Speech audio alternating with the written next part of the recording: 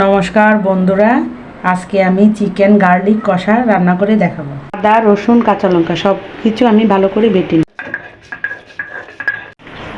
দিয়ে দিব পরিমাণ মতো লবণ।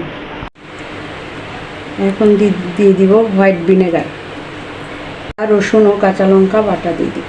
সরিষার তেল দিয়ে আমি ভালো করে মাংসটা ম্যারিনেশন করে রাখবো। লবণ আর হলুদ দিয়ে আলুগুলি ভেজে নিব। ভাজা হয়ে গেলে এখন তুলে নিব। দিয়ে দিব সরিষার তেল, তেজপাতা, গোটা গরম মশলা, দিয়ে দিব কালো গোলমরিচ, রসুনের কোয়া দিয়ে দিব পেঁয়াজ কুচি, দিয়ে দিব টমেটো কুচি, দিয়ে দিব জিরা বাটা, হলুদের গুঁড়া, মরিচের গুঁড়া দিয়ে দিব, ধনিয়ার গুঁড়া, মশলা পেস্টটা দিয়ে দিব। মেখে রাখা চিকেনটা এখন দিয়ে দিব। এখন ভেজে রাখা আলুগুলি দিয়ে দিব।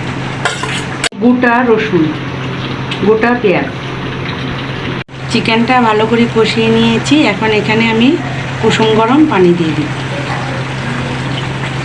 আমার চিকেন রান্নাটা রেডি হয়ে গেল বন্ধুরা। আমার ভিডিওটি ভালো লাগলে লাইক, কমেন্ট, শেয়ার ও প্লিজ সাবস্ক্রাইব করে দিবেন। সবাই ভালো থাকবেন, সুস্থ থাকবেন।